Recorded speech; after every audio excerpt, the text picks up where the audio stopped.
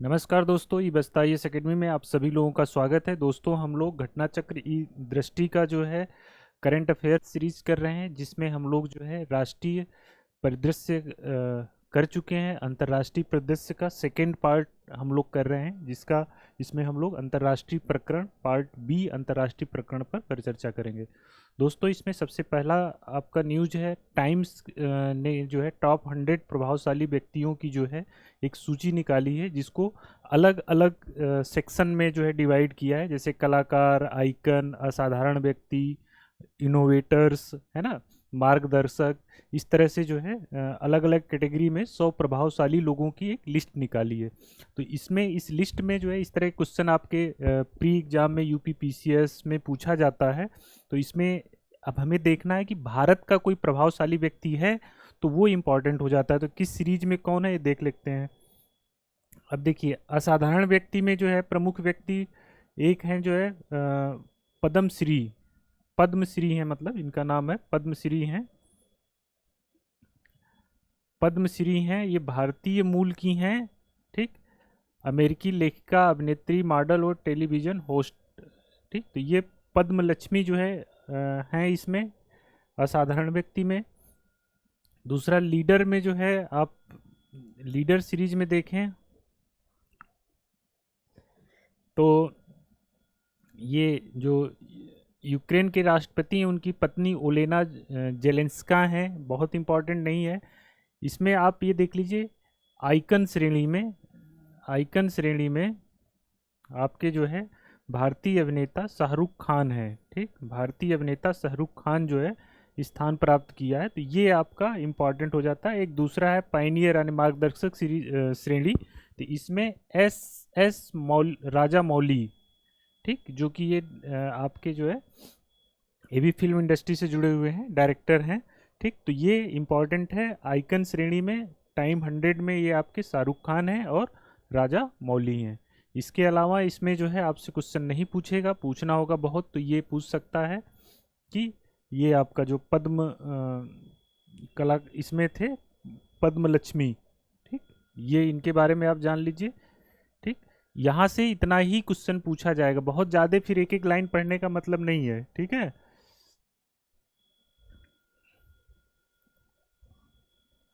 अब जैसे इसमें मैक्सिकन अमेरिकी अभिनेत्री सलमा हायक, अभिनेता डू बैरीमोर, ये जो है 19 व्यक्ति में शामिल है कलाकार श्रेणी में। तो आपका इसमें ये ध्यान रखना है इंडिया कौन है, तो शाहरुख खान है और SS राजा मौली। ये मोस्ट इंपॉर्टेंट है दोस्तों। अगली न्यूज़, फिनलैंड नाटो का 31वां सदस्य। ठीक, फिनलैंड नाटो का जो है नॉर्थ अटलांटिक ट्रीटी ऑर्गेनाइजेशन का आपका जो है क्या है 31वां सदस्य बनेगा। ये एकदम आपके पेपर में रहेगा, इसको लिख लीजिए। नाटो को ही जो है वाशिंगटन संधि के नाम से भी जाना जाता है। ठीक, ये नाटो जो है 4 अप्रैल 1949 को जो है ये जो है आधारशिला रखी गई थी नाटो की। तो ये सब तो इसका ऐतिहासिक पक्ष है। जो आपको याद रखना है कौन है, फिनलैंड जो इसका 31वां सदस्य बनेगा।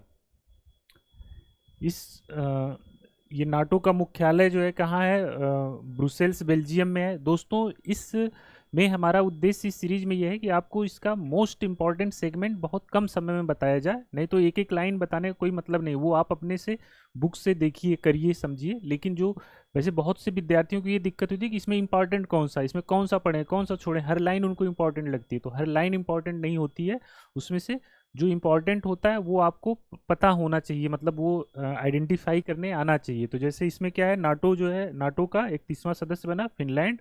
ये मोटी मोटी इन्फॉर्मेशन हो गई। इसके अलावा आपको जो है और भी देश सीरीज में है इसमें आने के लिए, लेकिन वो अभी छोड़ दीजिए आपका। अब एक है आपकी भैया, ये विश्व प्रसन्नता रिपोर्ट 2023 जारी की गई है, इम्पॉर्टेंट है ये। इसमें आपको मतलब जो है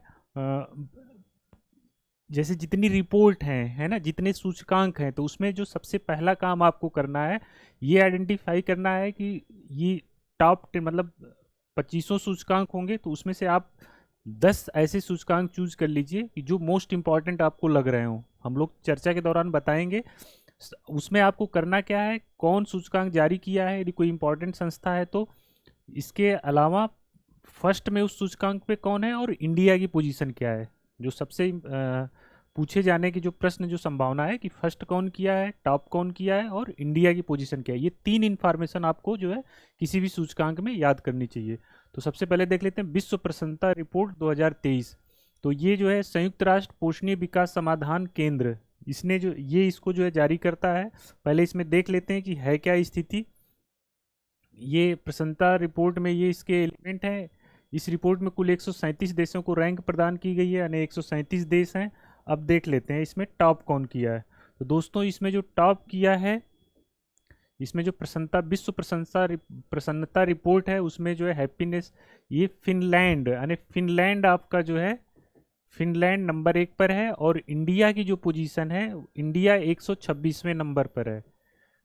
ठीक, तो फिन 126 कुछ इस तरह से याद कर लिए। हैप्पी प्रसन्नता रिपोर्ट को ऐसे याद कर लिए फिन 126। तो फिन मतलब जो टॉपर हो गया उसको आपने उसके पहले नाम से लिख लिया, 126 मतलब इंडिया। तो फिन 126 प्रसन्नता रिपोर्ट में 2023 में भारत 126वें स्थान पर है। नंबर 1 पर कौन है? फिनलैंड है। और इसमें लास्ट पे कौन है? 137 देश हैं, तो अफगानिस्तान जो है लास्ट में है। ठीक, तो फिन 126 अफगानिस्तान। ठीक, क्लियर है? इस तरह से इसको कुछ आप जो है याद कर सकते हैं। तो प्रसन्नता रिपोर्ट में भारत की स्थिति क्या है? 126वें नंबर पर है। टॉप पर कौन है? फिनलैंड है। अंत में कौन है? अफगानिस्तान है। ठीक, इतनी इंफॉर्मेशन इसमें इंपॉर्टेंट है। फिर अब उसमें आप एक एक लाइन पढ़ते रहिए, कोई मतलब नहीं। एग्जाम में पूछेगा तो इतना पूछेगा, नहीं तो नहीं पूछेगा। आगे चलिए देखते हैं।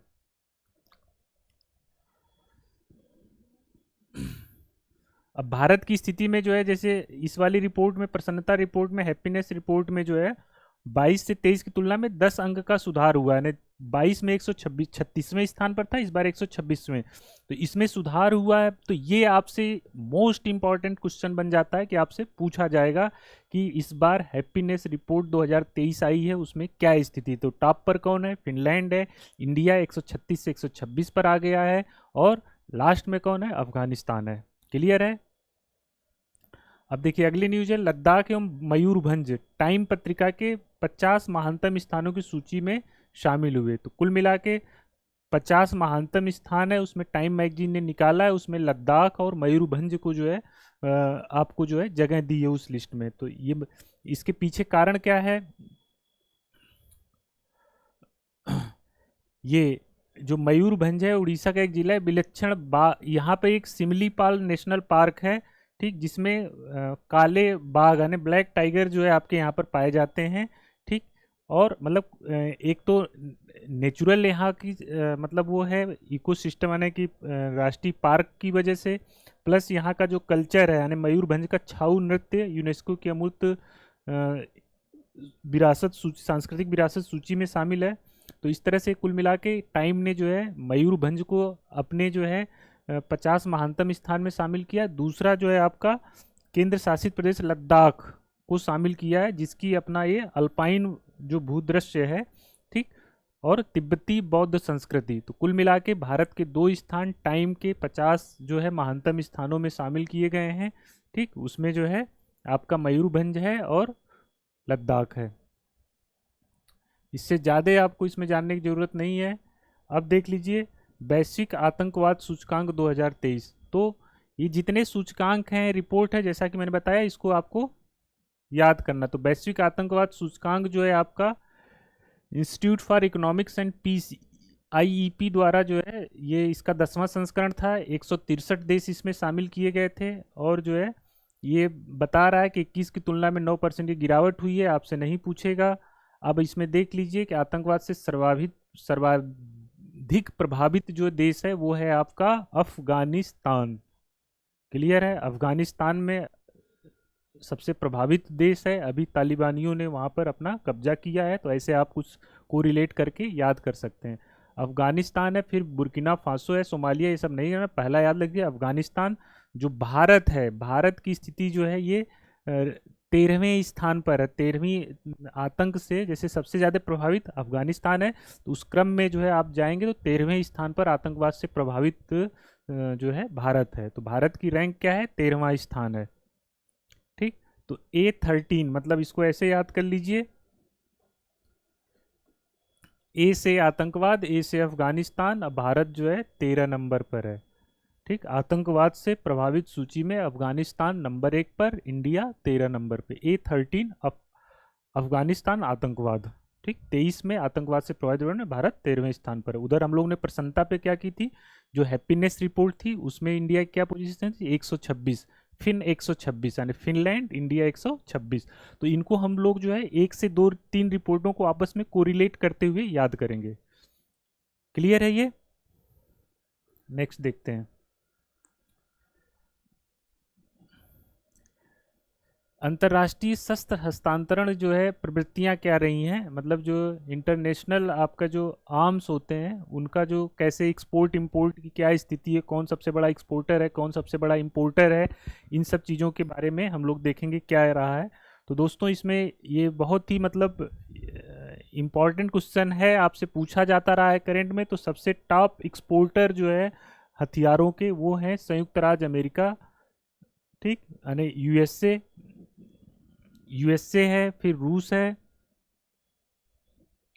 यूएसए, अमेरिका, आपका जो है फ्रांस, चीन, जर्मनी, यानी यूएसए हो गया सबसे ज़्यादा, फिर रसिया हो गया, फिर आपका फ्रांस, जर्मनी, चीन। तो सबसे बड़ा एक्सपोर्टर कौन है, रसिया है। अब इसमें देखें तो जो है अब आयातक यानी जो इंपोर्ट करता है, जो हथियारों को मंगाता है, तो उसमें जो है इंपॉर्टेंट बात यह है कि भारत जो है सबसे बड़ा जो है वर्ष 18 से 22 के बीच में भारत सबसे बड़ा क्या रहा है, इंपोर्टर रहा है, आयातक रहा है। सबसे बड़ा भारत, फिर सऊदी अरब, कतर, ऑस्ट्रेलिया, चीन। तो कुल मिला के एक्सपोर्टर सबसे बड़ा यूएसए, फिर रसिया है। इंपोर्टर सबसे बड़ा जो हथियारों की खरीदारी करता है उसमें जो है कौन है, भारत है, फिर सऊदी अरब है।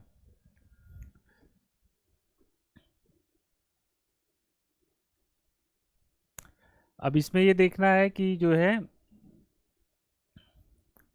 अब रूस जो है जैसे अब भारत सबसे ज़्यादा कहाँ से हथियार खरीदता है, तो सबसे ज़्यादा कहाँ से खरीदता है, रूस से सबसे ज़्यादा हथियार खरीदता है। यानी सबसे बड़ा आपूर्तिकर्ता भारत को कौन है, रूस है। ठीक,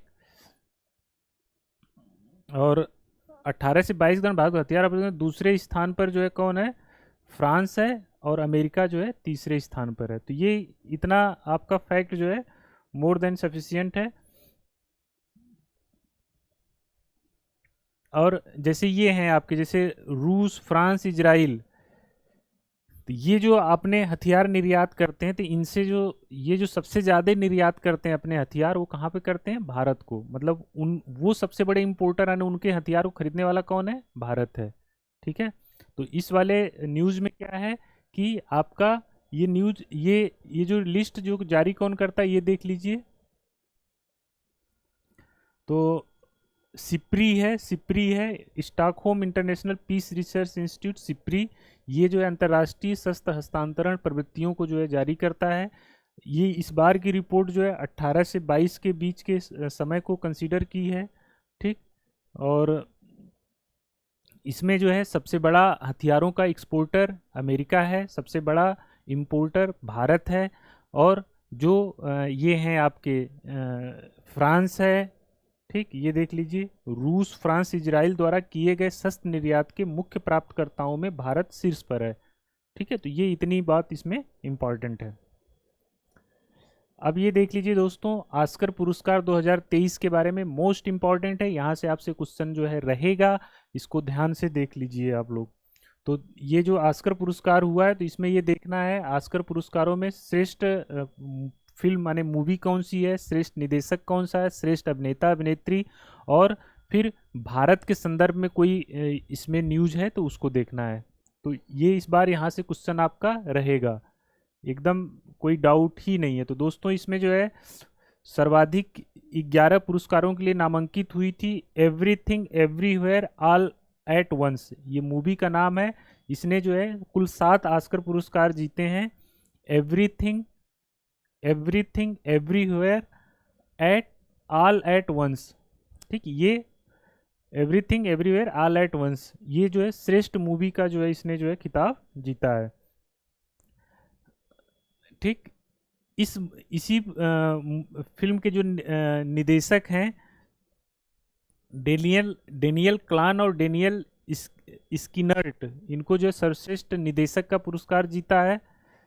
ठीक, इसमें जो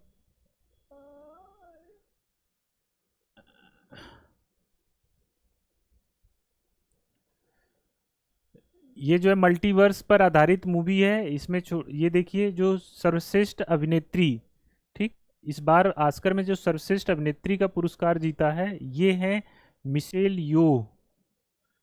ये मलेशियाई अभिनेत्री हैं मिशेल यो, बहुत इंपॉर्टेंट है दोस्तों। मिशेल यो जो है ये इसी मूवी में everything everywhere all at once में जो है ये इनके शानदार अभिनय के लिए इनको जो है सर्वश्रेष्ठ अभिनेत्री का पुरस्कार मिला है। ये जो है पहली एशियाई महिला हैं, पहली एशियाई महिला हैं जिन्होंने जो यह पुरस्कार जीता है, तो इसलिए ये इम्पोर्टेंट हो जाता है। इसी तरह से जो है सर्वश्रेष्ठ जो अभिनेता है, अभिनेता सर्वश्रेष्ठ अभिनेता का पुरस्कार जो है ब्रेंडन फ्रेजर ने जीता है। ब्रेंडन फ्रेजर जो है सर्वश्रेष्ठ अभिनेता के रूप में, और ये जो है मिशेल यो जो है सर्वश्रेष्ठ अभिनेत्री। तो ये जो ब्रेंडन फ्रेजर हैं ये जो है द व्हेल के लिए जो है इनको मूवी में जो है ये जो है अभिनय किया था, उसी के आधार पर इनको ब्रेंडन फ्रेजर को जो है सर्वश्रेष्ठ अभिनेता का पुरस्कार मिला है। तो अभी तक हम लोगों ने ऑस्कर में देखा कि ऑस्कर में जो है सर्वश्रेष्ठ अभिनेत्री मिशेल यो, इसकी पूछे जाने की यदि इतनी इन्फॉर्मेशन में क्वेश्चन पूछा जाए तो मिशेल यो आपसे पूछेगा कि मिशेल यो मतलब किसको जो है अभिनेत्री का पुरस्कार मिला, मिशेल यो। क्यों? क्योंकि ये जो है एशिया की पहली महिला है। किस सर्वश्रेष्ठ मूवी का किसको पुरस्कार मिला है? तो वो मिला है आपका everywhere everything everywhere all at once को मिला है। इसके निदेशक कौन थे? तो ये डेनियल क्लान और डेलियन स्किनर्ट थे। ठीक, तो इसमें जो अब तक इन 3-4 इन्फॉर्मेशन में मिशेल यो है। आगे देखते हैं, इसमें जो है अब ये इसमें जो है एक इंडिया की डॉक्यूमेंट्री थी द एलिफेंट विस्परर्स। ठीक, एलिफेंट विस्परर्स, ये जो है सर्वश्रेष्ठ डॉक्यूमेंट्री शॉर्ट फिल्म का ऑस्कर पुरस्कार प्रदान किया गया। ये कार्तिकी गोंसाल्वेस की जो है डॉक्यूमेंट्री थी, इन्होंने इसको निर्देशित किया था। कौन निर्देशित किया था? कार्तिकी गोंसाल्वेस ने। ये इंपॉर्टेंट हो जाता है आपके लिए, इंडिया के पॉइंट ऑफ व्यू से है, चूंकि ये कार्तिकी गोंसाल्वेल द एलिफेंट विस्परर्स, ये आपसे पूछा जा सकता है। डॉक्यूमेंट्री सेगमेंट में ये जो है सर्वश्रेष्ठ डॉक्यूमेंट्री शॉर्ट फिल्म का जो है खिताब इन्होंने जीता है। नेक्स्ट देख लेते हैं,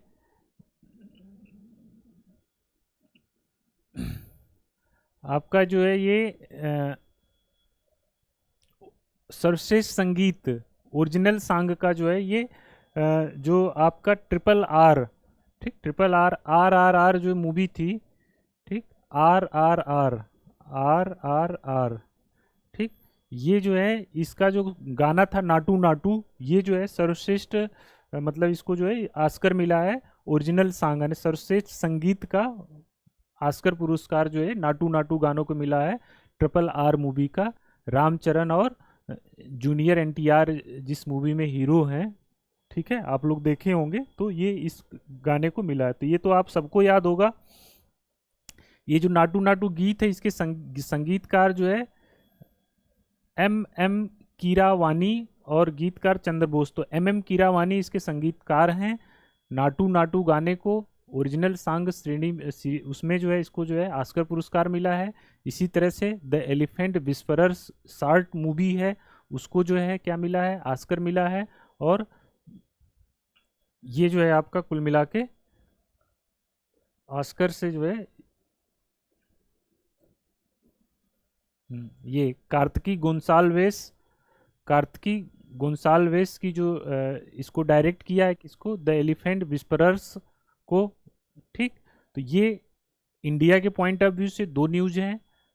the elephant whisperers short movie है, डॉक्यूमेंट्री है, जिसके डायरेक्ट किया है कार्तिकी गोंसाल्वेस ने।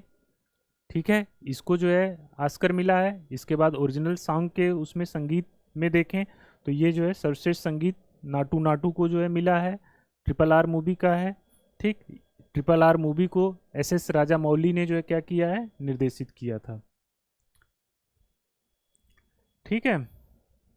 अब ऑस्कर में भारत के लिए जो प्रविष्टि दी गई थी, जो मूवी भेजी गई थी, ठीक है, वो थी Chhello show, last film show, Gujarati movie है छेल्लो शो। ये जो है इंडिया की आधिकारिक प्रविष्टि थी, छेल्लो शो, जो है टॉप 5 में अपना जगह नहीं बना पाई थी, पैन नलिन द्वारा निर्देशित थी। तो कुल मिला के ऑस्कर से क्वेश्चन पूछा जाता है, तो इस बार चूंकि ऑस्कर मिला हुआ है तो यहाँ से क्वेश्चन पूछेगा। ठीक है, तो भारत की आधिकारिक पर जो मूवी भेजी जाती है हर साल, तो इस बार जो है छेल्लो शो थी। छेल्लो शो पैन नलिन द्वारा निर्देशित थी, जो ऑस्कर भारत की तरफ से ओरिजिनल संगीत में RRR मूवी को नाटो नाटो सॉन्ग पे मिला है। ठीक, इसके अलावा जो है द एलिफेंट विस्परर्स को जो है शॉर्ट मूवी में मिला है। ठीक है, जिसकी कार्तिकी गोंसाल्वेस जो है उसकी डायरेक्टर हैं। इसके अलावा जो है आपका जो सर्वश्रेष्ठ अभिनेता, सर्वश्रेष्ठ अभिनेत्री और सर्वश्रेष्ठ फिल्म, तो सर्वश्रेष्ठ फिल्म का आपने देखा कौन सी थी, everything everywhere all at once, और जो है ये आपका जो है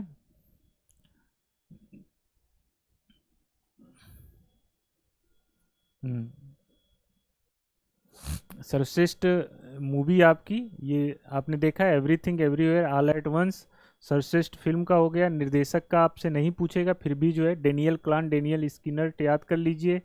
अभिनेत्री मोस्ट इम्पॉर्टेंट है मिशेल योह, इसको आपको याद रखना है क्योंकि ये पहली एशियाई महिला हैं, ठीक है, जिन्हें सर्वश्रेष्ठ अभिनेता ब्रेंडन फ्रेजर हैं, याद कर लीजिए।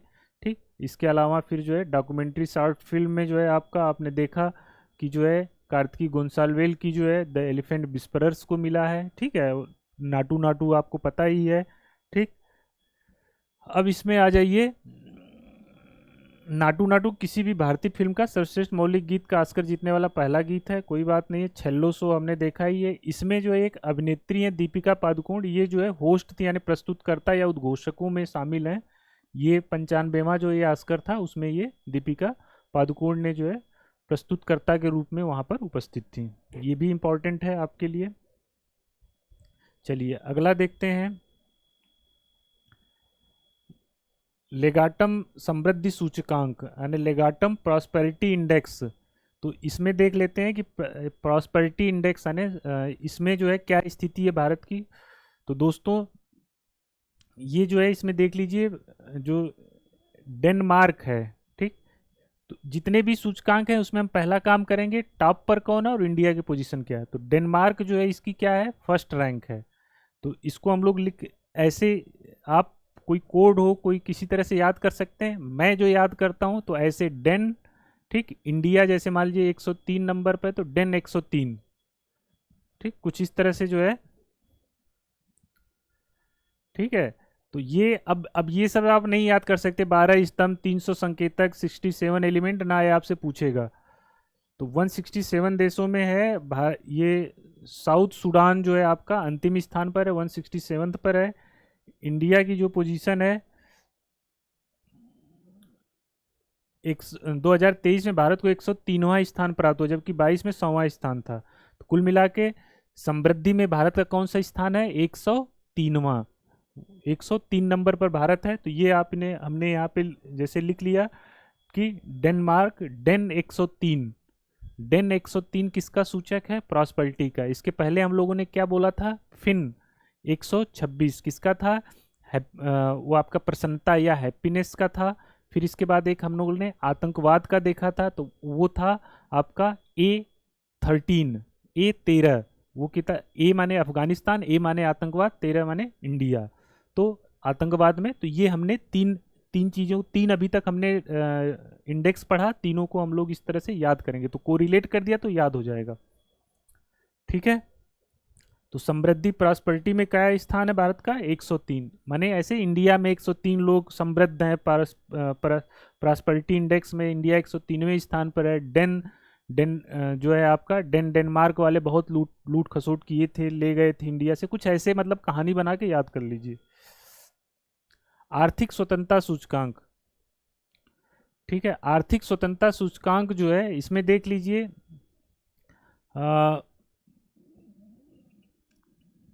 अमेरिका का कोई जो है थिंक टैंक है द हेरिटेज फाउंडेशन द्वारा किया जाता है। आर्थिक स्वतंत्रता सूचकांक में देख लीजिए, ये इसका 29वां संस्करण है।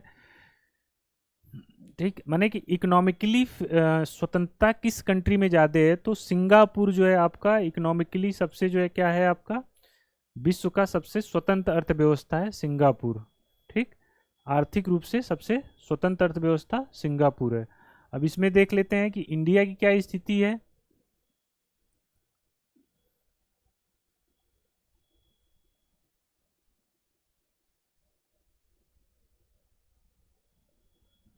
आर्थिक स्वतंत्रता देने में भारत को जो है 131वां सूचकांक मतलब स्थान प्राप्त हुआ है।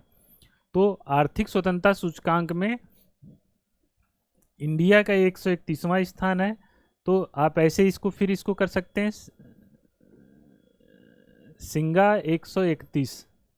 ठीक, तो सिंगापुर आर्थिक स्वतंत्रता इकोनॉमिक फ्रीडम में सिंगापुर नंबर 1 पर है, इंडिया 131वें स्थान पर है। ये मजबूरी है आपकी, याद करना पड़ेगा कुछ इंडेक्सेस, उसमें से कुछ तो आप आइडेंटिफाई कर सकते हैं कि नहीं ये मोस्ट इंपॉर्टेंट है, कुछ को यूं ही याद करना पड़ेगा। सिंगापुर आर्थिक रूप से ऐसे भी आपको समझ में आएगा कि सिंगापुर में इकोनॉमिक एक्टिविटी क्या है, वहाँ पे इकोनॉमिक फ्रीडम ज़्यादा है।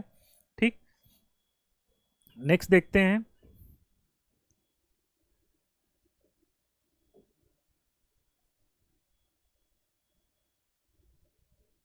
Bharat the agriculture innovation mission for climate में शामिल।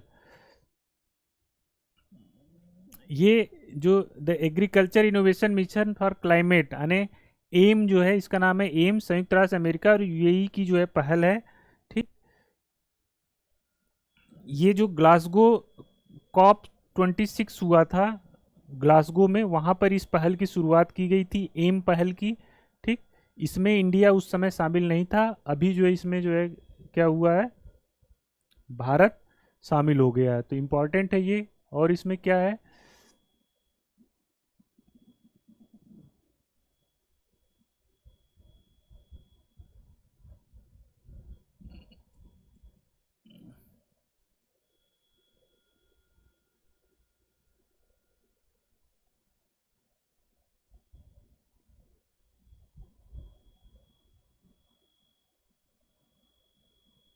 ठीक, अब ये इस जो आपका जो है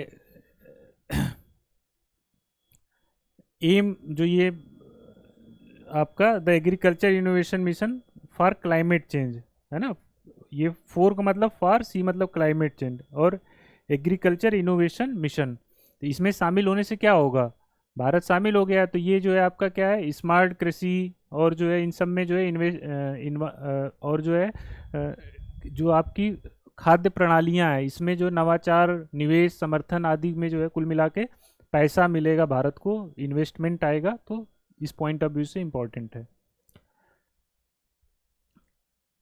अब वर्तमान में एम में 47 सदस्य हैं। ठीक है, कुल मिला के पैसे का खेल है, क्लाइमेट चेंज से लड़ने के लिए एग्रीकल्चर में कैसे इन्वेस्टमेंट किया जाए, ये इसकी ओवरऑल कहानी है। अब ये देख लेते हैं अंतर्राष्ट्रीय बौद्धिक संपदा सूचकांक।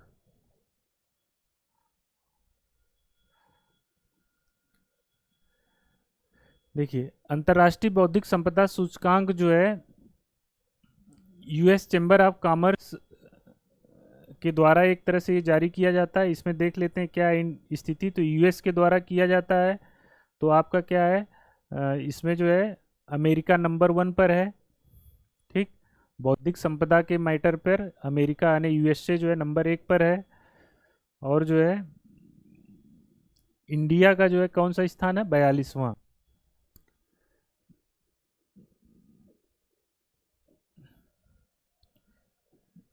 यूएसए, ठीक, तो यूएसए 42, अमेरिका 42, मतलब अब ये बौद्धिक संपदा क्या होती है आपकी, इंटेलेक्चुअल प्रॉपर्टी। ठीक, तो इंटेलेक्चुअल प्रॉपर्टी में यूएसए देखने से ही लग रहा नंबर 1 पर होगा, तो यूएसए नंबर 1 पर है, इंडिया 42 पे है। आतंकवाद पे क्या था आपका, अफगानिस्तान नंबर 1 पर था प्रभावित, और इंडिया 13 नंबर पे था। हैप्पीनेस में क्या था, इंडिया आपका 126 पर था और फिनलैंड नंबर 1 पर था। तो इस तरह से हम लोग इसको कोरिलेट करते जाएंगे। ठीक है, तो क्या है आपका बौद्धिक संपदा में भारत का स्थान 42वां है और अमेरिका का पहला है। भ्रष्टाचार बोध सूचकांक इंपॉर्टेंट है, ये क्वेश्चन इन सब से कभी ना कभी पूछे गए हैं। भ्रष्टाचार, अब जैसे भ्रष्टाचार बोध सूचकांक है तो ट्रांसपेरेंसी इंटरनेशनल इसको निकालती है। अब भ्रष्टाचार बोध सूचकांक में डेनमार्क, ठीक, डेनमार्क जो है वहाँ जो है सबसे कम भ्रष्टाचार है, तो डेनमार्क नंबर 1 पर है और इंडिया जो है 50वें नंबर पर है। तो डेन 85 आपको बस इसमें इतना याद रखना है, इसके अलावा जो है सब इंफॉर्मेशन छोड़ दीजिए, ठीक है। तो डेन 85 जो है इसका ये इंपॉर्टेंट है, डेनमार्क नंबर 1 पर है।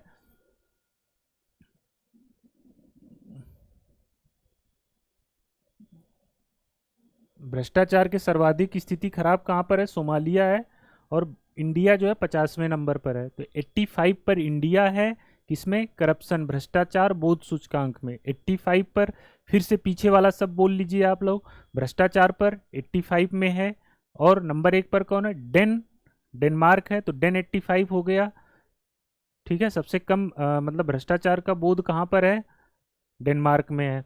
इसके बाद हम लोगों ने हैप्पीनेस 126, ठीक, और कौन कौन से जो भी इंडेक्स थे आपका, आतंकवाद 13, ठीक है, ये कोरिलेट करते जाइए। प्रॉस्पेरिटी में हम लोगों ने देखा था क्या है, जो सबसे जो समृद्धि थी उसका क्या था, समृद्धि वाला याद हो तो, ठीक है। तो ये आपको मतलब कुल मिला के ये है, ये भी डेन था, ठीक।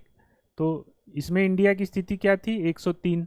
तो अब देखिए ये आर्थिक स्वतंत्रता वाला भी आपका था, तो ये आपको एक जगह लिख लेना है। आर्थिक स्वतंत्रता में सिंगापुर 131, सिंगापुर नंबर 1 पर, और इंडिया 131 था। समृद्धि पे कितने पर है, 103 पर। नंबर 1 पर कौन है, डेन। तो डेन अभी फिर से आया था किसमें, बोध वाले में, भ्रष्टाचार बोध में। तो भ्रष्टाचार बोध में भारत कितना है, 42, और डेनमार्क नंबर 1 पर है। तो ये इसको आप एक जगह नोट करते जाइए और इसको याद कर लीजिए। इंटेलेक्चुअल प्रॉपर्टी राइट में इंडिया क्या स्थान था, 42वां था। अमेरिका क्या था, नंबर 1 पर था। अब भ्रष्टाचार बोध सूचकांक आपने देख लिया।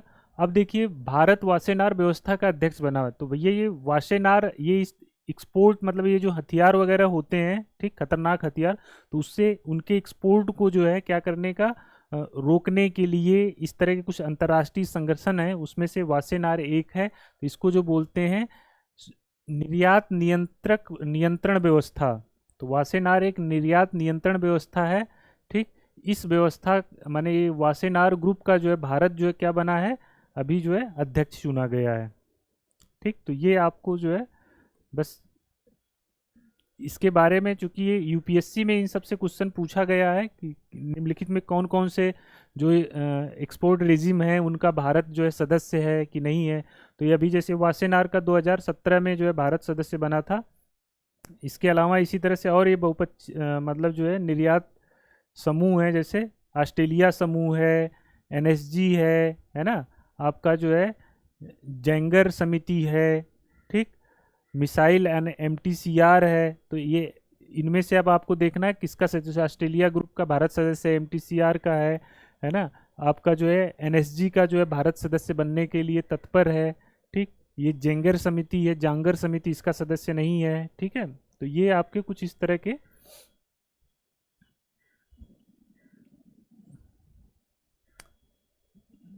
तो ये वासेनार व्यवस्था हो गई। इसके बाद ये हम लोग देखते हैं मानव स्वतंत्रता सूचकांक। अभी हम लोगों ने पढ़ा क्या, आर्थिक स्वतंत्रता सूचकांक। तो आर्थिक स्वतंत्रता सूचकांक में क्या पढ़ा था हम लोगों ने, सिंगापुर नंबर 1 पर है, और भारत की क्या स्थिति थी, भारत की 103 नंबर पर था शायद, ठीक, 103 पर ही होगा।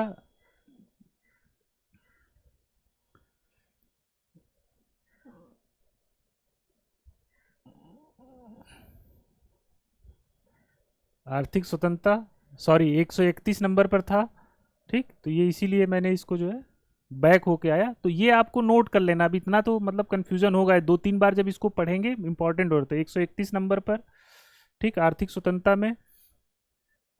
इसके बाद आ जाइए आप जो है ये हो गया, हम लोगों ने कर लिया मानव स्वतंत्रता सूचकांक। तो ये मानव यानी ह्यूमन फ्रीडम इंडेक्स में जो है स्विट्जरलैंड जो है आपका क्या है, नंबर 1 पर है, स्विट्जरलैंड नंबर 1 पर है। और ये आपका जो है इंडिया जो है 112वें नंबर पर है। तो इसमें देख लीजिए कि क्या स्थिति है। इसमें पर्सनल, सिविक और आर्थिक इन सब बातों की जाती है। इसको जो जारी करता है वाशिंगटन स्थित कैटो इंस्टीट्यूट और फ्रेजर इंस्टीट्यूट मिलकर जारी करते हैं। नंबर 1 पर स्विट्जरलैंड है, ठीक। जो जो ह्यूमन फ्रीडम इंडेक्स है उसमें नंबर 1 पर कौन है, स्विट्जरलैंड है। और जो आपका इकोनॉमिक फ्रीडम थी उसमें कौन था नंबर 1 पर, सिंगापुर था। भारत की स्थिति क्या थी, 131। और जो मानव स्वतंत्रता है उसमें भारत की स्थिति क्या है, 112। तो और इकोनॉमिक फ्रीडम कितनी थी, 131। तो इंडिया में कह सकते हैं, याद करने के लिए दोनों को कोरिलेट करिए चीज़ों को। तो इंडिया में याद ह्यूमन फ्रीडम जो है 112 है, लेकिन आर्थिक स्वतंत्रता 131 है। ऐसे कुछ याद करिए, ठीक है, तो याद हो जाएगा कुल मिला के। जबरदस्ती कोरिलेशन नहीं भी है तब भी उसको आपको कोरिलेट करना है।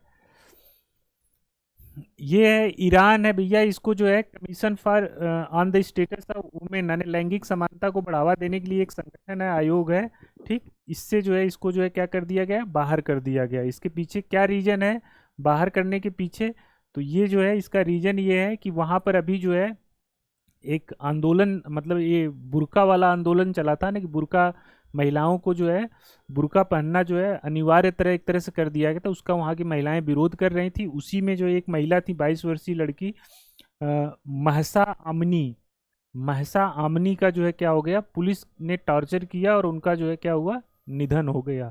तो इसकी वजह से जो है काफ़ी वहाँ पर आंदोलन हुआ। और इसी घटना और वहाँ के आंदोलन को देखते हुए उस आंदोलन पर जो पुलिस ने जो बर्बरतापूर्वक जो है जो एक्शन लिया, उन्हीं सब की वजह से इस आयोग से इसको जो है बाहर किया गया है। कमीशन फॉर, ठीक है, ये CSW महिलाओं की स्थिति पर commission on the status of women, इस आयोग से ईरान को क्या किया गया, बाहर किया गया। तो इसमें ये तो जो न्यूज है वो है ही है, वो जो महिला जिसकी मृत्यु हो गई वो इम्पोर्टेंट है, ठीक। ये वाला आपका महसा आमनी। अब ये देख लीजिए विश्व प्रतिभा रैंकिंग, रैंकिंग 2022। तो विश्व प्रतिभा रैंकिंग में जो है ये इसको जारी करता है इंस्टीट्यूट फॉर मैनेजमेंट डेवलपमेंट द्वारा, IMD द्वारा जारी की जाती है। अब देखिए इसमें क्या क्या याद रखिएगा आप, आपको बस मतलब वही है, आपको लगेगा कि मैं बहुत स्किप कर रहा हूँ इन्फॉर्मेशन, लेकिन उससे परेशान होने की जरूरत नहीं। अंततः आप जो है जो याद रख सकते हैं उतना याद करिए, ये सब थोड़ी नहीं याद रहेगा। पढ़ सकते हैं, पढ़ लीजिए, समझ के लिए अच्छा है। तो ये जो है 8 दिसंबर 2022 को ये जारी हुई है। इसमें जो है प्रतिभा रैंकिंग में जो है अंतर्राष्ट्रीय जो इसका नाम है विश्व प्रतिभा रैंकिंग, तो इसमें स्विट्जरलैंड जो है क्या है, नंबर 1 पर है, स्विट्जरलैंड नंबर 1 पर है। और इंडिया की जो स्थिति है इसमें ये देख लीजिए, इंडिया जो है 52वें स्थान पर आया है। तो स्विट्जर 52, स्विट्जर 52 जो है क्या है, प्रतिभावान है। जो स्वीट होगा 52 मान लीजिए है, तो वो क्या है, प्रतिभावान है। स्वीट 52 नंबर जो है क्या है, तो स्वीट फॉर स्विट्जरलैंड, 52 आपका इंडिया। तो इंडिया 52वें स्थान पर है, किसमें, विश्व प्रतिभा रैंकिंग में। और स्विट्जरलैंड ही किसमें था आपका नंबर 1 पर, अभी जो हम लोगों ने पढ़ा, तो ह्यूमन फ्रीडम में, मानव स्वतंत्रता में था, ठीक है। तो ये आपको कोरिलेट करना, सबको एक साथ कंपेयर करके पढ़ना है।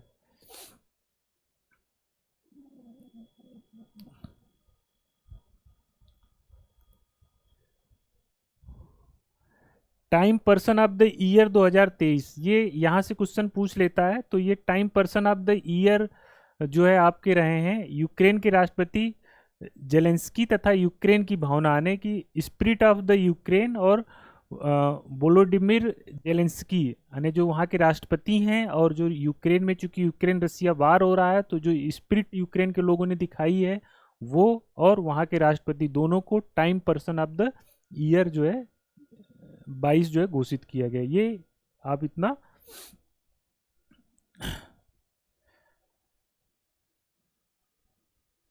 अब इसके अलावा इनको जो है जो राष्ट्रपति हैं जेलेंस्की, इनको कई सारे पुरस्कार मिले हैं। वार टाइम लीडर के रूप में ये मतलब प्रसिद्धि प्राप्त की है। इसके लिए जो है साहस चेक गणराज्य के सर्वोच्च राज्य सम्मान the order of the white line का पुरस्कार मिला। पोलैंड के जीव वैज्ञानिकों ने इनके नाम पर जो है क्या कहते हैं 150 मिलियन पुराने फेदर स्टार जीवाश्म का नामकरण जेलेंस्की के नाम पर किया है। ठीक है। फाइनेंशियल टाइम ने जो है जेलेंस्की को पर्सन ऑफ द ईयर घोषित किया था।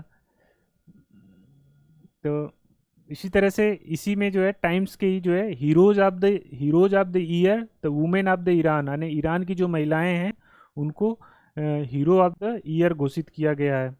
तो इम्पॉर्टेंट ये icon of the year Michelle Yeoh मलेशियाई अभिनेत्री हैं, जिनको अभी जो है सर्वश्रेष्ठ ऑस्कर मतलब सर्वश्रेष्ठ अभिनेत्री का ऑस्कर पुरस्कार जीता था। आप लोगों ने अभी चर्चा की है। फिर इसी तरह से फोर्ब्स की जो है 100 सर्वाधिक जो है आपकी शक्तिशाली महिलाएं, तो इसमें जो यूरोपियन आयोग की जो अध्यक्ष हैं उर्सुला वान डेर लेयन, ठीक, उर्सुला वान डेर लेयन, इनको जो है ये सर्वश्रेष्ठ जो है शक्तिशाली महिला का मतलब जो है के रूप में इनको फोर्ब्स ने पहचान दी है, मतलब पावरफुल महिला के रूप में। दूसरे पर जो है आपकी क्रिस्टिन लेगार्डे हैं, जो कि जो है यूरोपियन सेंट्रल बैंक की जो है क्या है हेड हैं। और तीसरे नंबर पर कैमला हैरिस हैं, जो कि उपराष्ट्रपति हैं अमेरिका की। इतना याद कर लीजिए, इतना मतलब ये डेर लेयन है, ये इतना बहुत है, इससे ज़्यादा नहीं पूछेगा आपसे। इसमें देख लेते हैं कि भारत की क्या स्थिति है। तो भारत की जो वित्त मंत्री हैं वो जो है आपकी निर्मला सीतारमण इस बार जो है 36वें स्थान पर हैं। 6 भारतीय महिलाएं हैं, तो सबसे ऊपर जो है कौन है, 36 नंबर पर आपकी निर्मला सीतारमण है।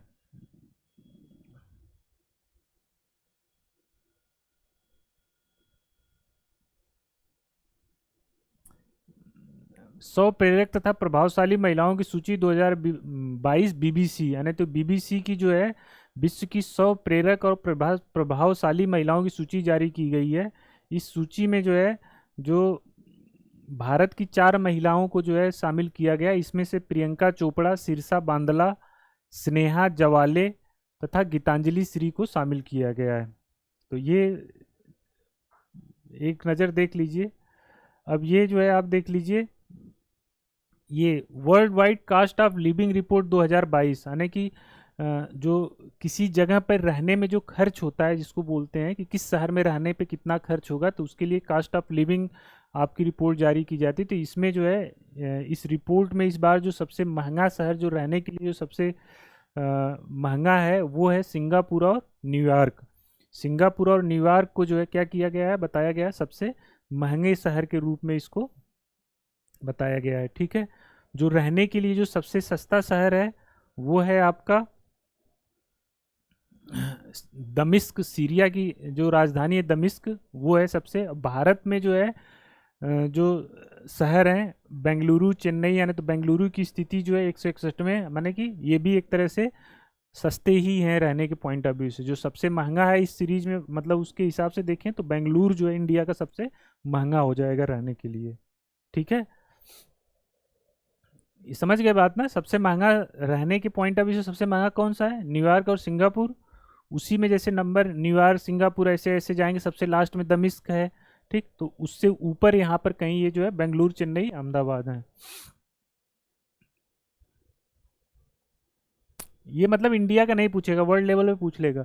भारत जो है ये बना कृत्रिम बुद्धिमत्ता पर वैश्विक साझेदारी का जो है अध्यक्ष बना। कृत्रिम बुद्धिमत्ता पर वैश्विक साझेदारी नामक ये जो है अंतर्राष्ट्रीय एवं मल्टी स्टेक होल्डर जो है एक पहल है ये, इसका जो है अध्यक्ष जो है भारत जो है बना है। ठीक,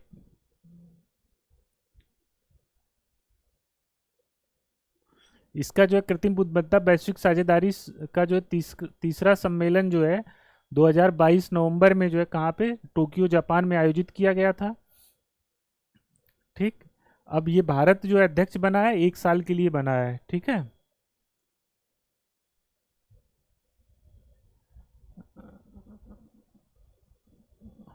अब देखिए, जलवायु परिवर्तन प्रदर्शन सूचकांक, यानी जलवायु परिवर्तन पर जो प्रदर्शन सूचकांक है उसमें देशों की क्या स्थिति है।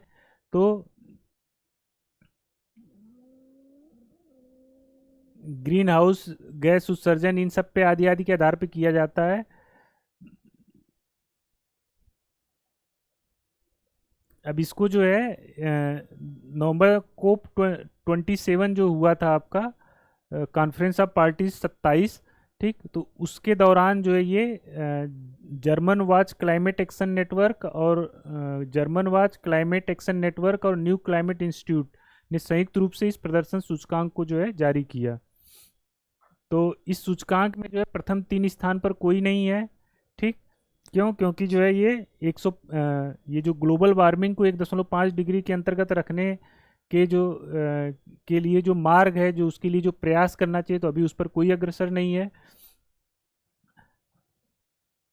ये जो डेनमार्क है, इसको समग्र रूप से जो सबसे बेहतरीन मतलब देशों में जो सबसे बेहतरीन काम कर रहा है डेनमार्क कर रहा है, तो उसको जो है पहली नहीं 1 2 3 रैंक खाली रखी गई, चौथे नंबर पर जो है डेनमार्क जो है चौथा स्थान दिया गया है।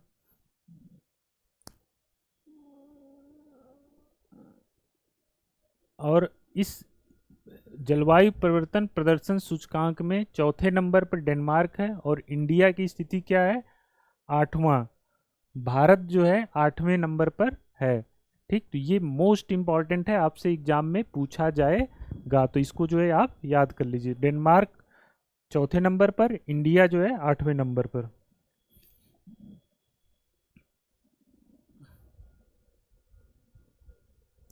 अब ये वैश्विक प्रतिभा प्रतिस्पर्धा सूचकांक, तो ये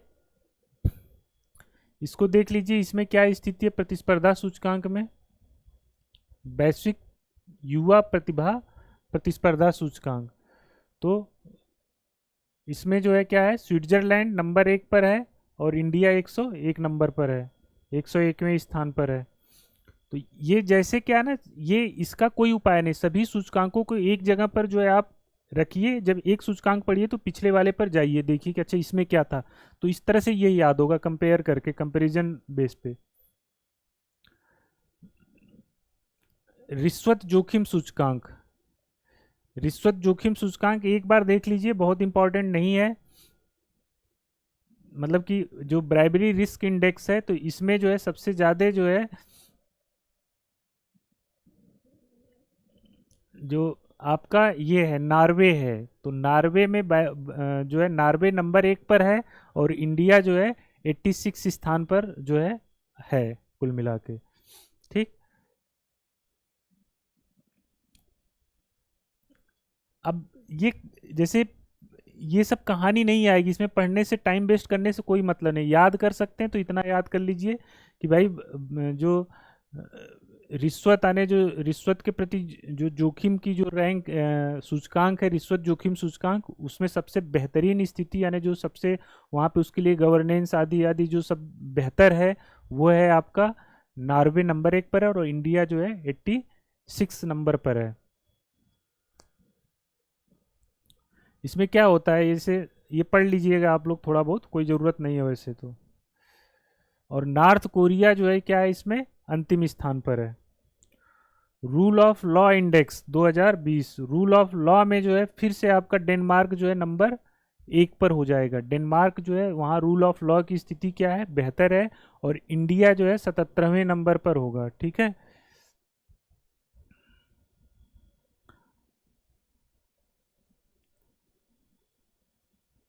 और ये देखिए, इसमें इसका जो लास्ट जो सबसे खराब स्थिति है रूल ऑफ लॉ की, वो है आपकी वेनेजुएला में, ठीक। तो वेनेजुएला जो है, वेनेजुएला जो है आपसे ये इंपॉर्टेंट है, ये पूछा जा सकता है, इसको याद कर लीजिए। तो वेनेजुएला की जो है इस स्थिति क्या है, सबसे लास्ट है। डेनमार्क जो है रूल ऑफ लॉ सबसे बेहतर है। इंडिया जो है आपका क्या है, एक 77 नंबर पर है, ठीक है। तो रूल ऑफ लॉ वाले जो इंडेक्स है इसमें ये।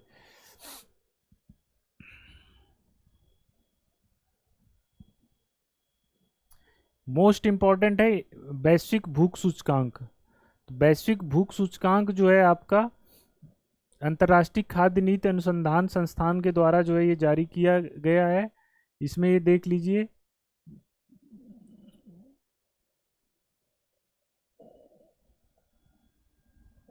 जो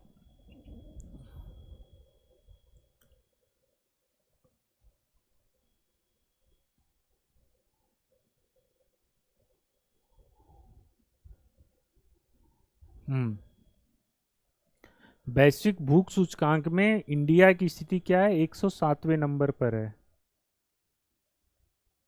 ठीक,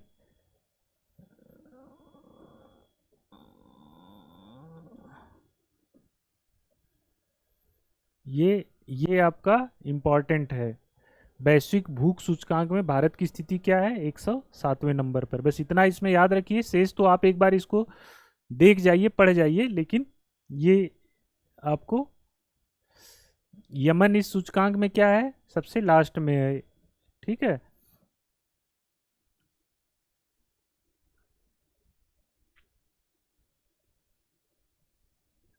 क्यूएस एशिया यूनिवर्सिटी रैंकिंग नहीं पूछेगा आपसे, फिर भी आप जान लीजिए क्यूएस एशिया रैंकिंग में जो है पेकिंग विश्वविद्यालय जो है आपका क्या है, नंबर 1 पर है। भारत का जो है आप आईआईटी बॉम्बे जो है आएगा, इसमें शामिल हो जाएगा, नहीं पूछेगा। टाइम्स वैश्विक विश्वविद्यालय रैंकिंग, ये भी देख लीजिए एक बार, टाइम्स विश्वविद्यालय रैंकिंग में जो है आपका क्या स्थिति है। तो टाइम्स विश्वविद्यालय रैंकिंग में जो है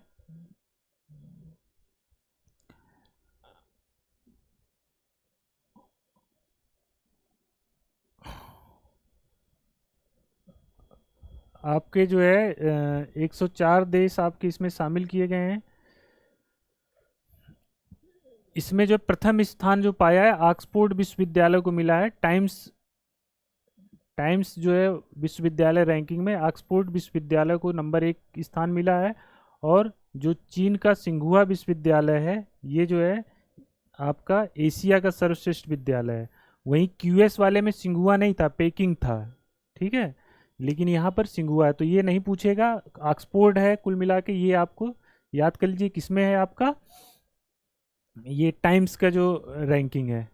अब दोस्तों ये आ जाइए नेक्स्ट न्यूज़ पर, देखते हैं हम लोग क्या है। ये नोबेल पुरस्कार के बारे में है, तो ये इंपॉर्टेंट होता है, इसको आपको इसको याद करना है नोबेल में। तो नोबेल में देख लीजिए, इस बार जो है इकोनॉमिक्स में देखें, यदि अर्थशास्त्र में देखें तो अर्थशास्त्र में 3 व्यक्तियों को जो है पुरस्कार मिला है संयुक्त रूप से। इसमें जो ये 3 व्यक्ति हैं, बेन एस बर्नाके, डायमंड और जो है आपके डायब बिग बर्नानके और आपके डायमंड, इन 3 लोगों को जो है इकोनॉमिक्स मतलब अर्थशास्त्र का पुरस्कार मिला है। ठीक, इसमें जो देखिए, जो इकोनॉमिक्स जो नोबेल प्राइज़ है उसमें सबसे ज़्यादा होता है, जो आपसे पूछा जाता है एग्जाम में, वो होता है आपका लिटरेचर का, यानी साहित्य का और शांति वाला, ये सबसे इम्पॉर्टेंट होता है। फिर इसके बाद जो है जैसे किसी को 2 बार मिल गया, कुछ और इम्पॉर्टेंट बात हो गई तो पूछा जाए, लेकिन सबसे ज़्यादा जो पूछा जाएगा आपका लिटरेचर और पीस वाला जो नोबेल प्राइज़ होता है। ठीक है, तो ये इकोनॉमिक्स में 3 लोगों को मिला है, किसको किसको, बर्नार्ड, डगलस और आपका डायबिग। तो ये आप जो है याद कर सकते हैं। इसी तरह से शांति का जो मैंने पीस नोबेल प्राइज मिला है, ये आपका जो है, ये भी जो है 2 संस्थाओं को और 1 व्यक्ति को जो है इस बार का जो है नोबेल का जो है शांति पुरस्कार मिला। जो 1 व्यक्ति हैं, ये हैं आपके एलएस बियाली यातस्की एलएस बियाली यातस्की को मिला है। ये जो है कहाँ के हैं, बेलारूस के रहने वाले हैं। ठीक, बेलारूस के जो है क्या हैं, मानवाधिकारी कार्यकर्ता हैं, ह्यूमन राइट एक्टिविस्ट हैं। ठीक, दूसरा है जो है, ये तो व्यक्ति हो गए। इसके बाद ये एक और जो, ये 2 जो है मेमोरियल और सेंटर फॉर सिविल लिबर्टीज है ना, तो ये 2 जो हैं क्या हैं, आपकी संस्थाएं हैं, इनको मिला है। तो ये जो मेमोरियल एक मानवाधिकारी संगठन है, जो सोवियत संघ में इसकी स्थापना की गई थी 1987 में। और इसको जो मेमोरियल की जो स्थापना की थी आंद्रेई सखारो और स्तेवलाना गुन्नू सकीना, मतलब ये कुल मिला के ये नहीं पूछेगा किसने किया था स्थापना, मेमोरियल और ये सेंटर फॉर सिविल लिबर्टीज, इनको जो है क्या मिला है, इस सेंटर फॉर सिविल लिबर्टी की जो स्थापना जो है आपका जो है कब की गई थी, 2007 में क्यू में की गई थी। ये इस समय जो यूक्रेन वार हुआ था तो उसमें जो है इन लोगों ने जो है काफ़ी अच्छी भूमिका निभाई थी, मतलब पीस के रिगार्डिंग जो है, तो इसलिए इनको जो है क्या मिला है, नोबेल प्राइज़ मिला है। किसको किसको, centre for civil liberties, memorial, ये दो ऑर्गेनाइजेशन है। एलएस बिलायत्स्की जो है आपके बेलारूस के मानवाधिकारी कार्यकर्ता हैं। ये तीन लोग मिले। ये साहित्य का नोबेल पुरस्कार जो है फ्रांस की जो है आपकी जो है कौन है, एनी अर्नेक्स, एनी अर्नेक्स जो है, या एनी अर्नो यहाँ लिखा है लेकिन एनी अर्नेक्स करके आप याद कर लीजिए। फ्रांसीसी लेखिका है, 82 वर्षीय। इनको जो है साहित्य का नोबेल प्राइज मिला है। इनकी जो प्रमुख रचनाएं हैं वो है, इनका प्रथम उपन्यास जो है, चूंकि ये फ्रांस के तो फ्रांसीसी में लिखेंगी, तो लेस अर्मोनायर्स करके था, लेस अर्मोयर्स वाइट्स करके था, जिसका इंग्लिश में जो नाम था ये है क्लीन्ड आउट, नाम से प्रकाशित हुई थी 90 में इनकी ये रचना। इसके अलावा इनकी जो और दो उपन्यास है, मैंस प्लेस और वुमेन्स स्टोरी और द ईयर्स, इनकी ये तीन रचनाएं हैं कुल मिला के। क्लीन्ड आउट, ठीक, मैंस प्लेस, वुमेन स्टोरीज और द ईयर्स, ये इनकी तीन रचनाएं हैं। ठीक, तो ये हो गया साहित्य का, इकोनॉमिक्स का और पीस वाला क्या है, एक व्यक्ति दो ऑर्गेनाइजेशन, इकोनॉमिक्स का तीन लोगों को। इसी तरह से जो है रसायन है, यानी कि केमिस्ट्री का, तो केमिस्ट्री का नोबेल प्राइज जो है भी तीन लोगों को मिला है, कैरोलिन आर बर्टोजी, मार्टन मेल्डेज, के बैरी शार्पलेस। तो दोस्तों इसमें जो ये के बैरी शार्पलेस हैं, इनको ये जो है दूसरी बार नोबेल प्राइज मिला है। ये लोग जो है क्लिक केमिस्ट्री या बायो आर्थोगोनल केमिस्ट्री पर जो है इन लोगों का रिसर्च था, इस फील्ड में इनको जो है नोबेल प्राइज मिला है। तो ये शार्पलेस जो है, इससे पहले इनको जो है 2001 में भी ये नोबेल का प्राइज, मतलब केमिस्ट्री प्राइज से जीत चुके हैं रसायन विज्ञान के क्षेत्र में। तो ये दूसरा अवसर है कि बैरी शार्पलेस को जो है नोबेल प्राइज मिला है। भौतिक विज्ञान का जो नोबेल पुरस्कार है ये भी तीन लोगों को मिला है। ये क्वांटम मैकेनिज्म के फील्ड में जो है आपस में गुथे हुए फोटानों पर इनके जो प्रयोग हैं उनके आधार पर इनको मिला। ये कौन है, Alain Aspect, John F Clauser और जिंगलर एस्पेक्ट क्लॉजर। ठीक, ऐसे करके याद कर लीजिए। जिंगलर एस्पेक्ट क्लॉजर को जो है इस बार फिजिक्स का मिला है।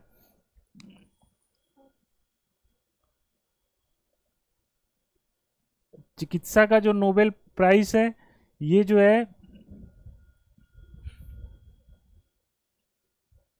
स्वांते पाबो। ठीक,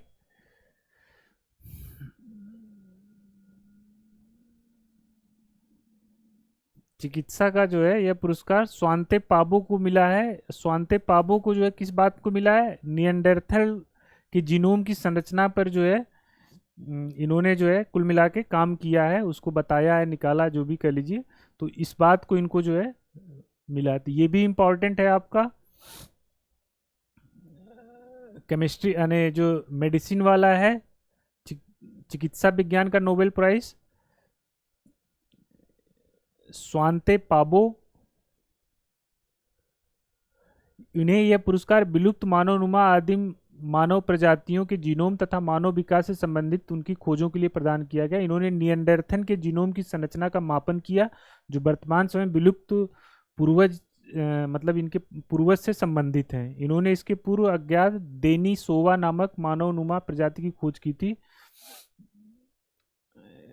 पाबो की महत्वपूर्ण खोजें विज्ञान की एक नई शाखा को जन्म दिया जिसे पैलियोजीनोमिक्स कहते हैं। तो कुल मिला के जो चिकित्सा का नोबेल प्राइज है किसको मिला, ये आपको पाबो को मिला है। ठीक है, ये इंपॉर्टेंट है।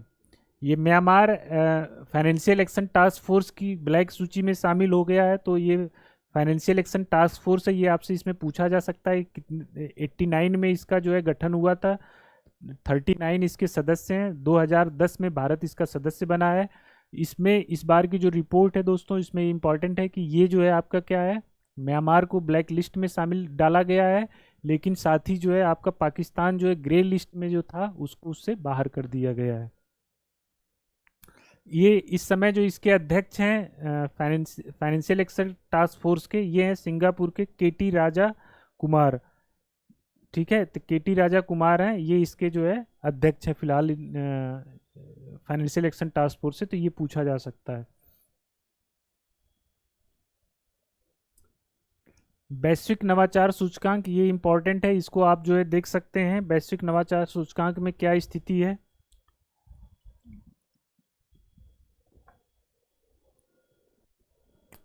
दोस्तों वैश्विक नवाचार सूचकांक जो है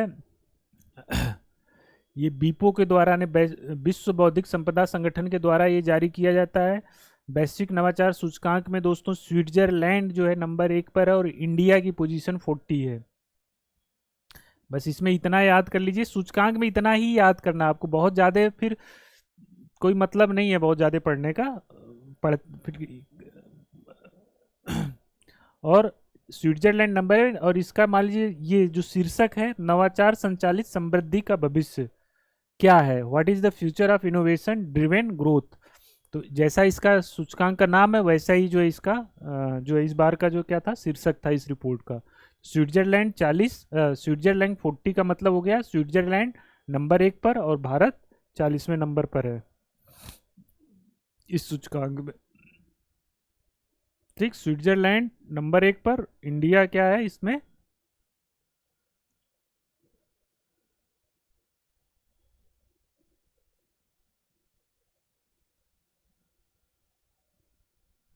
चालीस मतलब जो है 40वीं रैंकिंग इंडिया को प्रदान की गई है।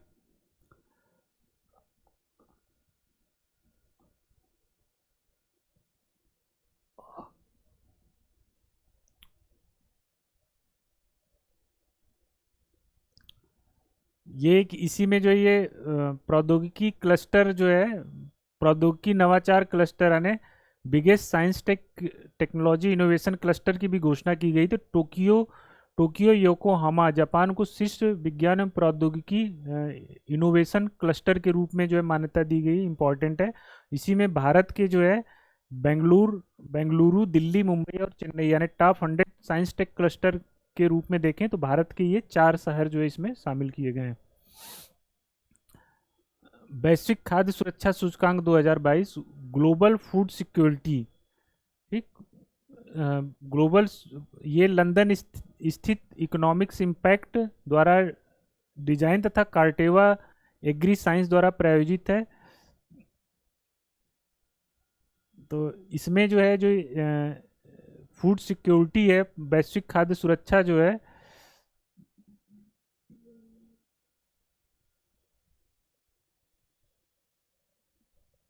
इसमें ये याद कर लीजिए कि नंबर 1 पर कौन है, फिनलैंड है। और इंडिया की स्थिति क्या है, तो इंडिया जो है, भारत जो है क्या स्थान पाया है, 68, यानी 68 नंबर पर खाद्य सुरक्षा के संदर्भ में भारत 68 नंबर पर है। और फिनलैंड जो है क्या है, नंबर 1 पर है।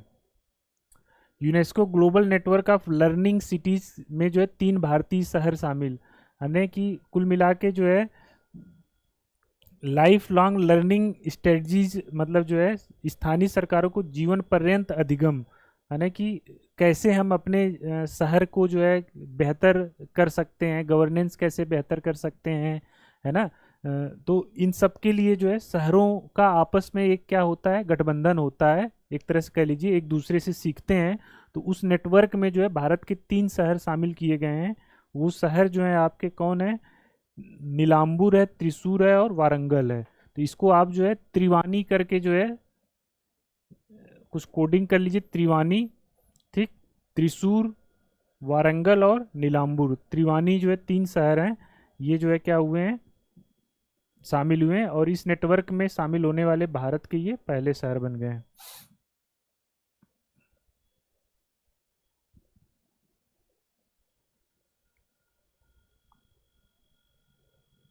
देखिए, UNESCO global network of learning cities, ठीक, UNESCO institute for life long learning, ठीक, संयुक्त राज्य का एकमात्र ऐसा संगठनात्मक निकाय है जिसका वैश्विक अधिशेष जीवन पर्यंत अधिगम लाइफ लॉन्ग लर्निंग है और स्थानीय सरकारों को जीवन पर्यंत अधिगम विकसित करने में मदद करने के लिए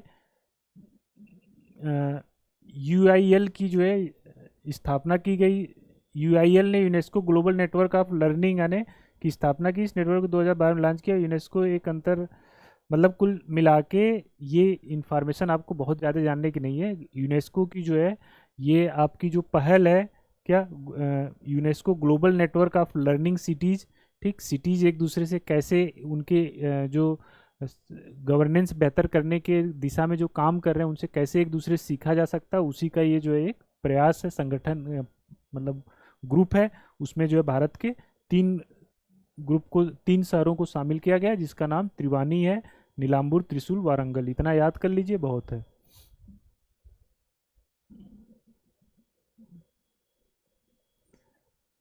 वैश्विक लैंगिक अंतराल रिपोर्ट यानी ग्लोबल जेंडर गैप जो रिपोर्ट आई है, ये जो है विश्व आर्थिक मंच यानी वर्ल्ड इकोनॉमिक फोरम द्वारा जारी की जाती है।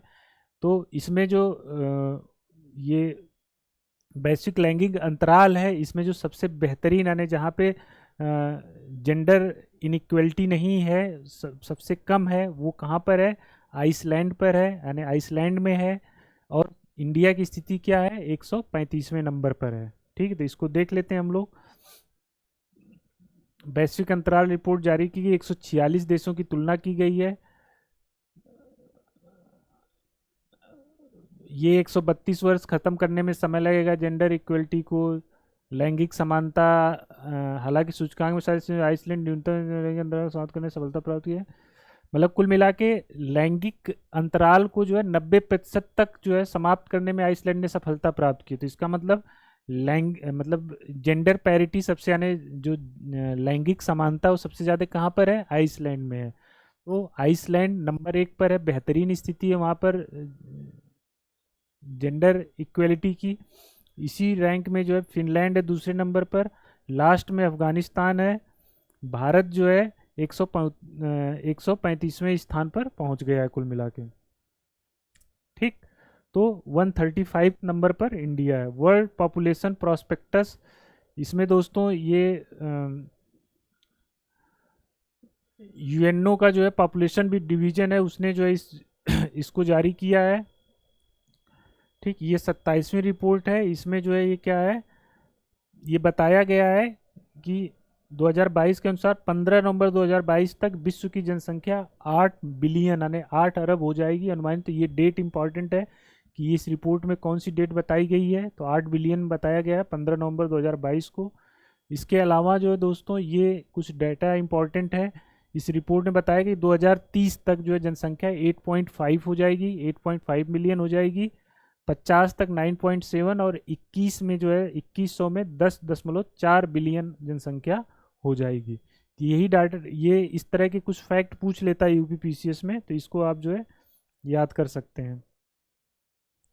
शेष जो है 2050 तक जो है, या ये नंबर आप याद कर सकते हैं कि जो टॉप 5 जो है कंट्रीज जिनका जो है जनसंख्या सबसे ज़्यादा है 2022 में, अब तो इंडिया हो गया है। अभी वर्तमान में सबसे ज़्यादा हाईएस्ट पॉपुलेटेड कंट्री कौन हो गया है? इंडिया, फिर चाइना, फिर ये मतलब जो है ये क्रम है, मतलब कुल मिला के यहाँ पर ये पहले ब्राज़ील हुआ करता था, ब्राज़ील से ऊपर अब कौन आ गया है? पाकिस्तान आ गया है। तो India, China, America, Nigeria, Pakistan, ये 2050 की स्थिति होगी इस तरह की।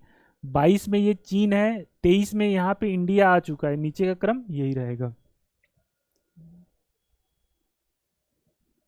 भारत अमूर्त सांस्कृतिक विरासत संरक्षण हेतु अंतर सरकारी समिति में चयनित हो गया। मतलब कुल मिला के जो है यूनेस्को की जो है जो अमूर्त सांस्कृतिक विरासत के लिए जो अंतर सरकारी समिति होती है उसमें भारत जो है क्या हुआ है? चयनित हुआ है। भारत उसमें जो है 22 से 26 के लिए इस समिति का सदस्य बना है। अब भारत की जो अमूर्त अमूर्त सांस्कृतिक विरासत जगहें या हैं, विरासतें हैं, वो ये कौन कौन सी हैं, ये इसका लिस्ट दिया हुआ है। ये आपसे जो है पूछा जा चुका है, नहीं पूछेगा। लेटेस्ट जो है 21 में कोलकाता की दुर्गा पूजा, कुंभ मेला, नवरोज, योग, ये सब जो है कौन कौन से हैं, ये आपको एक नज़र आप देख सकते हैं।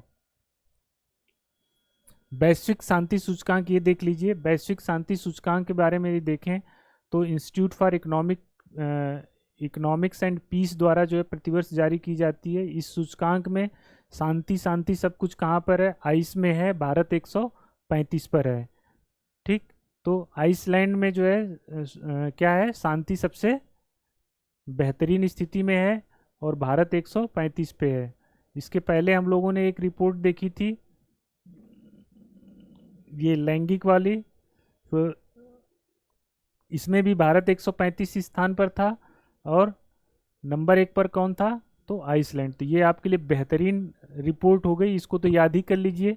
शांति और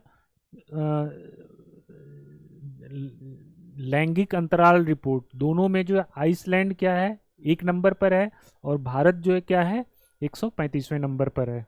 ठीक, तो ये आप जो है वैश्विक शांति और ये दोनों को याद कर लीजिए।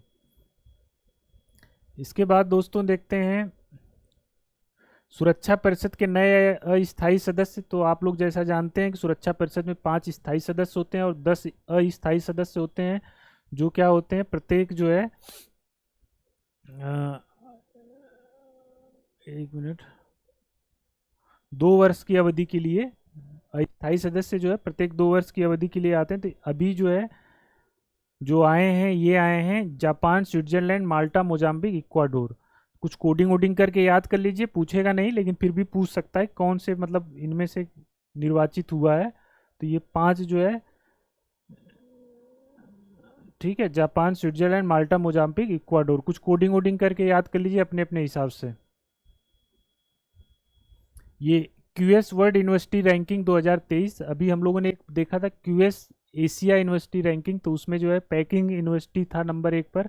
अब क्यूएस वर्ल्ड यूनिवर्सिटी में देख लेते हैं। एक टाइम्स का भी हमने देखा था, तो टाइम्स यूनिवर्सिटी रैंकिंग में जो है कौन सा था नंबर 1 पर, आपका जो है ऑक्सफोर्ड यूनिवर्सिटी को उसने नंबर 1 बताया था। अब देख लेते हैं क्यूएस वर्ल्ड यूनिवर्सिटी, तो इसमें मैसाचुसेट्स प्रौद्योगिकी संस्थान यानी एमआईटी को जो है नंबर 11वें वर्ष तक लगातार नंबर 1 पर है। ठीक, इसमें जो है क्यूएस वर्ल्ड यूनिवर्सिटी में भारत के कुल 41 संस्थान शामिल हैं और आईएससी बेंगलोर को जो है यूनिवर्सिटी में 155वां स्थान मिला है। तो यानी भारत के जो श्रेष्ठ संस्थान है वो है आईएससी बेंगलोर। अभी देख लीजिए टाइम्स एशिया विश्वविद्यालय रैंकिंग। तो एशिया विश्वविद्यालय रैंकिंग में क्या है, तो इन्होंने तो सिंघुआ को दे दिया है नंबर 1। ठीक है, तो कोई बात नहीं, सिंघुआ को दे दिया है। तो अब देख लेते हैं ये जो है आपका पर्यावरण प्रदर्शन सूचकांक 2022। ये देखिए 2 वर्षीय रिपोर्ट है, द्विवार्षिक रिपोर्ट है पर्यावरण प्रदर्शन सूचकांक 2022। ये EPI Yale centre of environment and law policy के द्वारा एल और कोलंबिया विश्वविद्यालय के, ये सब कहानी छोड़ दीजिए। ये जो है ये इम्पॉर्टेंट है। ये जो है इंडिया, डेनमार्क इसमें जो है नंबर 1 पर आया, यानी बेहतरीन प्रदर्शन किया है पर्यावरण प्रदर्शन सूचकांक के हिसाब से। और भारत का स्थान 180वां है, यानी सबसे लास्ट पोजीशन किसकी है, भारत की है। तो ये इम्पॉर्टेंट हो जाता है, आपसे पूछा जा सकता है सबसे। ठीक है,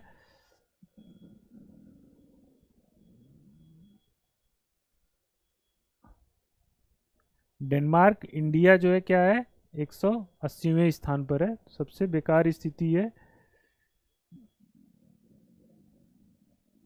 इसके पहले वाले में 168 स्थान था, इसके पहले जो रिपोर्ट आई थी।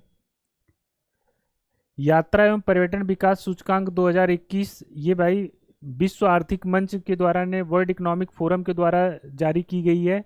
ये जो है यात्रा एवं पर्यटन के संदर्भ में देखें तो जो है क्या है, जापान नंबर 1 पर है और इंडिया 54वें स्थान पर है। ठीक, ये याद कर सकते हैं कि विश्व आर्थिक मंच ने ये जो है पर्यटन सूचकांक, यात्रा विकास एवं पर्यटन सूचकांक जारी किया है। जापान क्या है नंबर 1 पर है और इंडिया जो है क्या है 54वें स्थान पर है। आईएमडी विश्व प्रतिस्पर्धा रैंकिंग, तो विश्व प्रतिस्पर्धा यानी जो कम्पिटिटिवनेस में जो है फिर डेनमार्क नंबर 1 पर है और 37वें स्थान पर जो है आपका इंडिया है। 63 कंट्रीज में ये जो है मतलब वो किया गया था। ठीक, 37 इंडिया का स्थान है और डेनमार्क जो है क्या है नंबर 1 पर है, किसमें, वर्ल्ड कम्पिटिटिवनेस इंडेक्स में।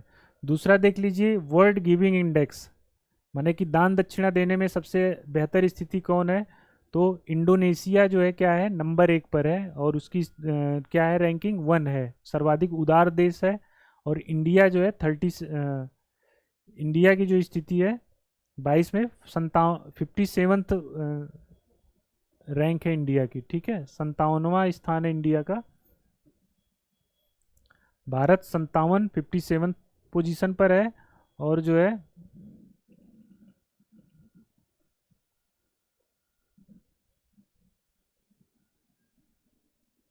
ठीक, इंडिया, इसको ऐसे कर लीजिए, इंडो इंडो 57, ठीक है। मतलब यहाँ पर जो दान दक्षिणा देने की स्थिति को देखें हम, तो इंडिया किस पे है, 57 नंबर पर है। ये 37 गलत लिखा गया है, इसको मत ध्यान दीजिएगा, ठीक। 57 नंबर पर सतत विकास रिपोर्ट, यानी कि जो सस्टेनेबल डेवलपमेंट के जो गोल हैं उनको जो है उनको लागू करने में क्या स्थिति है देशों की, कैसे उनका मतलब 2030 तक सस्टेनेबल डेवलपमेंट गोल क्या है, 2030 तक जो है जो डेवलपमेंट मतलब कुल मिला के है, जो पहले मिलेनियम डेवलपमेंट गोल चलता था सस्टेनेबल डेवलपमेंट पाने के लिए, फिर इसके बाद 2015 से 2030 के लिए आपका सस्टेनेबल डेवलपमेंट गोल आया। तो सस्टेनेबल डेवलपमेंट गोल में जो है जो जिसके 17 गोल हैं और 69 जो है उप गोल कह लीजिए या टारगेट हैं, तो उनको पाने में देश की का प्रदर्शन कैसा है, तो उसका जो रिपोर्ट है, सूचकांक है, तो उसमें फिनलैंड जो है क्या है, बेहतरीन काम कर रहा है, फिनलैंड नंबर 1 पर है। और इंडिया को जो है 121वां, 163 देशों में 121वां, इंपॉर्टेंट है, ये याद कर लीजिए। सस्टेनेबल डेवलपमेंट वाली जो रिपोर्ट है ये है इंपॉर्टेंट हो जाती है, तो 121वां स्थान मिला है इंडिया को, ठीक। अब इसमें किस गोल में बेहतर, किस गोल में अच्छा प्रदर्शन कर रहा है, किस गोल में अच्छा प्रदर्शन नहीं कर रहा है, तो ये सब नहीं पूछेगा, इतना पूछ लेगा। अभी देखिए वर्ल्ड सिटीज रिपोर्ट, ये जो है यूएन हैबिटाट के द्वारा की जो रिपोर्ट है, ये जो है कि कुल मिला के इस रिपोर्ट का जो है रिपोर्ट जो है शहरों के भविष्य की परिकल्पना शीर्षक से प्रकाशित हुई है। World cities report 2022 envisaging the future of cities, ठीक। इसमें यह बताया गया है, मतलब इस ये जो है वर्ल्ड अर्बन फोरम का जो है, ये वर्ल्ड अर्बन फोरम जो है कि बैठक हुई थी, 11वां सत्र जो है पोलैंड के कैटोविस में हुआ था, तो वहाँ पर ये रिपोर्ट जारी की गई है। इस रिपोर्ट में बताया गया है कि 2035 तक भारत की शहरी आबादी जो है कितनी हो जाएगी, 43.2% हो जाएगी। मतलब जो शहरी जनसंख्या में जो शहरी आबादी है, शहर का जो पोर्शन है, वो हो जाएगा 43.2% जो है 2035 तक हो जाएगी, या 675 मिलियन जो है आबादी हो जाएगी किसकी, शहरी जनसंख्या की। इसी तरह से बताया गया है कि 2021 में जो है 56, वर्ल्ड लेवल पर देखें तो 2021 में वर्ल्ड लेवल पर 56% लोग जो है कहाँ पे रह रहे थे, शहरों में, और 2050 तक ये आबादी कितनी हो जाएगी, 68% हो जाएगी। तो इसमें ये भारत के संदर्भ में जो आंकड़ा दिया गया है यह इम्पॉर्टेंट है, ठीक। क्या है इसमें, ये देख लीजिए, वर्ल्ड सिटीज रिपोर्ट 2022 है, यूएन हैबिटाट की ये रिपोर्ट है। इसमें बताया गया है क्या, इंडिया के संदर्भ में एक आंकड़ा है कि 2000 ये इस समय जो है 2035 तक 675 मिलियन लोग हो जाएंगे शहरी भाग में, और 35 में या इसी को कह लें 35 तक 43.2% लोग जो है शहर में निवास करेंगे। वर्ल्ड वाइड 2050 तक 68% करेंगे, ठीक। तो दोस्तों ये पार्ट, ये बी, इसमें जो है हम लोग मेनली जो है सूचकांक और कुछ राष्ट्रीय घटनाक्रम को देखें। हम अगले पार्ट सी में जो है इसको देखेंगे, अंतर्राष्ट्रीय सम्मेलन आदि पर परिचर्चा करेंगे। Thank you.